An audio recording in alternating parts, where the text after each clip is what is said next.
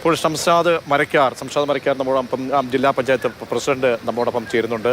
ഇനിയിപ്പോൾ എന്താണ്, അധികാരികൾ അവിടെ എത്തിയിട്ടുണ്ട്, വില്ലേജ് ഓഫീസർ എത്തുന്നു. കാരണം പലരും പട്ടികയ്ക്ക് പുറത്താണ് ആനുകൂല്യം കിട്ടേണ്ട ആളുകൾ. അപ്പോൾ അവർക്കൊക്കെ വരുന്ന രോഷമുണ്ട്. മാത്രമല്ല അവർക്ക് കിട്ടേണ്ട അല്ലെങ്കിൽ പ്രഖ്യാപിച്ച കാര്യങ്ങൾ, വാടക ഇനത്തിലുള്ള കാര്യങ്ങൾ അവർക്ക് പൈസ കിട്ടുന്നില്ല എന്ന് പറയുന്നു. അവർക്ക് നൽകാമെന്ന് പറയുന്ന മാസത്തെ ആനുകൂല്യങ്ങൾ അല്ലെ ആശ്വാസ പ്രഖ്യാപനങ്ങൾ അതൊന്നും ഇല്ല എന്ന് പറയുന്നു. ഇപ്പോൾ ഇതിലെ വസ്തുത എന്താണ്? ഇപ്പോൾ അവിടെ എത്തിയ ഡെപ്യൂട്ടി കളക്ടർ, ജില്ലാ ഡെപ്യൂട്ടി കളക്ടർ ഉൾപ്പെടെയുള്ളവർ എന്തെങ്കിലും ഒരു കാര്യമായ ഉറപ്പ് ഈ സർക്കാരിൻ്റെ ഭാഗത്ത് നൽകിയോ ശ്രീ ഷംഷാദ് മരക്കാർ?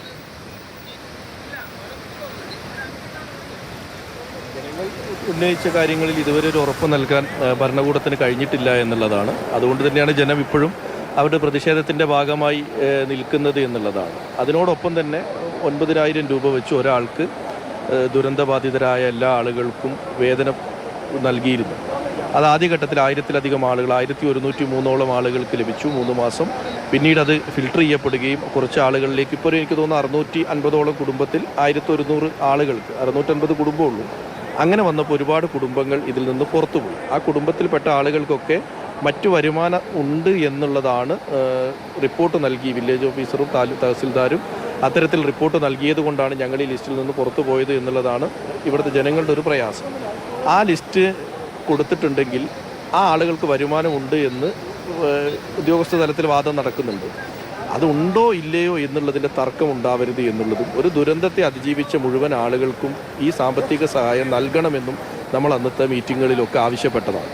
ആ ആവശ്യം ഇവർ നടത്തിയിരുന്നുവെങ്കിൽ ഒരു പക്ഷേ ഇന്ന് ഈ പ്രയാസമില്ലാതെ നമുക്ക് നിൽക്കാൻ കഴിയുമായിരുന്നു. കാരണം ജൂലൈ 30 ഒരു വർഷമാകാൻ പോകുന്നേ ഉള്ളൂ. ഒരു വർഷം ഇവർക്ക് ഇത്രയും തുക ഒരു വർഷം കൊടുക്കേണ്ടി വരുന്നില്ല. കാരണം ദുരന്തം കഴിഞ്ഞ് 2-3 മാസം കഴിഞ്ഞ് ആരംഭിച്ചൊരു പദ്ധതി ഈ ജൂലൈ 30 വരെ കൊണ്ടുവന്നിരുന്നു. അതിനുശേഷം ഇവരെ കൂടി കോൺഫിഡൻസിൽ എടുത്തിട്ട് വേണമായിരുന്നു ഈ ലിസ്റ്റിന്റെ അതിന് പകരം. ഇപ്പോൾ ഇതിന്റെ നിർമ്മാണ പ്രവർത്തനങ്ങൾ, ഈ പുഴകളൊക്കെ തന്നെ ക്ലീൻ ചെയ്യുന്ന പ്രവർത്തനങ്ങൾ, അതൊക്കെ ഒരാളെങ്കിലാണെന്ന് തോന്നുന്നു. അത് ആണെങ്കിൽ ശരിവയ്ക്കുക, അല്ലെങ്കിൽ അത് തിരുത്തുക. അപ്പോൾ ഇവരൊക്കെ തന്നെ യുദ്ധകാല അടിസ്ഥാനത്തിൽ മാത്രമാണ്, അല്ലെങ്കിൽ 1-2 ദിവസങ്ങൾക്ക് അല്ലെങ്കിൽ ഒരാഴ്ചയ്ക്ക് മുൻപ് മാത്രമാണ് ഇത്തരം പ്രവൃത്തികളിലേക്ക് കടന്നിരിക്കുന്നത് എന്നൊരാരോപണം അവിടുത്തെ ആളുകൾ പറയുന്നുണ്ട്. അതിലെ വാസ്തവം എന്താണ്? പിന്നീട് ഇപ്പം നോക്കൂ, ഇന്നിപ്പോൾ അവിടെ ഈ ഫയർഫോഴ്സിൻ്റെ, ദുരിതകർമ്മ സേനയുടെ ഒക്കെ തന്നെ ആളുകൾ എത്തുന്നതിന് മുൻപേ ഈ തൊഴിലാളികളെ അവിടുത്തെ ജനങ്ങളാണ് ഇക്കരയിലേക്ക് എത്തിക്കുന്നത്. അപ്പോൾ നമ്മുടെ സംവിധാനങ്ങളൊക്കെ തന്നെ അവർക്ക് കൃത്യമായ രീതിയിൽ സഹായമായി വരുന്നില്ല. അപ്പോൾ അതൊക്കെ ഒരു പിഴവാണോ? മുന്നറിയിപ്പിലെ ജാഗ്രത അതൊക്കെ ഇവിടെ വീഴ്ചയായി വന്ന് ഭവിച്ചിട്ടുണ്ടോ ശ്രീ ഷംഷാദ്? ഈ ഊരാലുങ്കൽ ലേബർ കോൺട്രാക്ട് സൊസൈറ്റി തന്നെയാണ് പുഴയുടെ നവീകരണ പ്രവൃത്തി ഏറ്റെടുത്തിരിക്കുന്നത്. അതുമായി ബന്ധപ്പെട്ട് ആദ്യം ഘട്ടത്തിലൊരു തർക്കം ഉണ്ടായിരുന്നു. താങ്കൾ പറഞ്ഞതുപോലെ 1-2 വാഹനങ്ങൾ മാത്രം ഉപയോഗിച്ചുകൊണ്ടാണ് പുഴയുടെ നവീകരണം നടത്തിയതെന്ന് പറഞ്ഞ ആക്ഷേപം ഉണ്ടാവുകയും അത് നമ്മുടെ ശ്രദ്ധയിൽപ്പെടുകയും ജില്ലാ കളക്ടർ അടക്കം വന്നുകൊണ്ട് നമ്മൾ തന്നെ മീറ്റിംഗ് പുത്തുമല ഫോറസ്റ്റ് ഓഫീസിൽ വിളിച്ച് ഊരാളുങ്കലുകാരോട് ഈ രീതിയിൽ ഈ പ്രവൃത്തി മുന്നോട്ട് കൊണ്ടുപോകാൻ പറ്റില്ല എന്നും മഴക്കാലത്തിന് മുമ്പ് കുറച്ചുകൂടി സ്പീഡായി കുറച്ചുകൂടി എക്യുപ്ഡ് ആയിക്കൊണ്ട് ഇത് ചെയ്യണമെന്ന് നിർദ്ദേശം നൽകുകയും ചെയ്തൊരു സാഹചര്യം. ജനങ്ങൾ പറഞ്ഞത് 100% ശരിയാണ്. ആദ്യഘട്ടത്തിൽ വളരെ മെല്ലപ്പോക്കായിരുന്നു അവരുടെ ഭാഗത്തുണ്ട്. അത് ജനത്തിൻ്റെ ഒരു പ്രതിഷേധം ഉണ്ടാവുകയും വലിയ വിവാദം ഉണ്ടാവുകയും ചെയ്തപ്പോൾ ഇടപെട്ട് പിന്നീട് കുറച്ചുകൂടി സ്പീഡാക്കാൻ പറ്റിയിട്ടുണ്ട് എന്നുള്ളതാണ്. പക്ഷേ അതിൻ്റെ ഒരു ബേസിക്കായൊരു പ്രശ്നം, ഇത്രയും വലിയ ഒരു നവീകരണ പ്രവൃത്തി നടത്തേണ്ട ഒരു ടെക്നിക്കലായ ഒരു നോളജും ഊരാലുങ്കൽ ലേബർ സൊസൈറ്റിക്ക് ഇല്ല എന്നുള്ളതാണ്. കാരണം ഇത് സാധാരണഗതിയിൽ ഒരു പുഴ നവീകരണം അല്ല, ഒരു വലിയ ലാൻഡ് സ്ലൈഡിൽ വന്ന ഡബ്രീസ് ക്ലിയർ ചെയ്യുക എന്നുള്ളതാണ്. എത്രയോ ടൺ കണക്കിന് ഡബ്രീസുകളുണ്ട്, പാറകളും മണ്ണും മറ്റുമായി. അത് ക്ലിയർ ചെയ്യാനുള്ള ഒരു സയൻറ്റിഫിക്കായ ഒരു കാര്യം ഊരാലുങ്കലിൻ്റെ കയ്യിലില്ല എന്നുള്ളതാണ്. അതിനോടൊപ്പം NITയുടെ ആളുകൾ വന്ന് പരിശോധിച്ചിരുന്നു.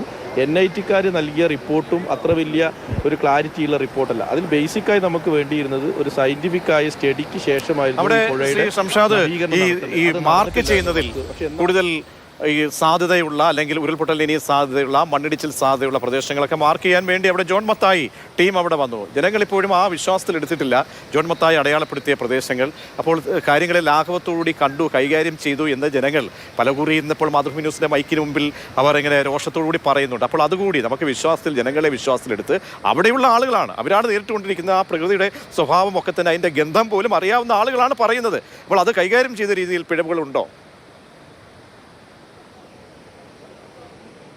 ജോൺ മത്തായി കമ്മിറ്റി റിപ്പോർട്ട് എന്ന് പറയുന്നത് ബേസ്ലെസ് ആയ റിപ്പോർട്ടാണ്. അതിനകത്തൊരു തർക്കവുമില്ല. അപ്പോൾ എനിക്ക് മുമ്പ് സംസാരിച്ച അഭിലാഷ് 2018 മുതൽ 2024 വരെ മുണ്ടക്കയിലും ചൂരൽമലയിലും ഉണ്ടായ ചെറിയ ലാൻഡ് സ്ലൈഡും ഇപ്പോൾ അവസാനത്തെ വലിയ ലാൻഡ് സ്ലൈഡിനെ കുറിച്ച് പറയും. ഇവിടെ ലാൻഡ് സ്ലൈഡ് ഏരിയയാണ്.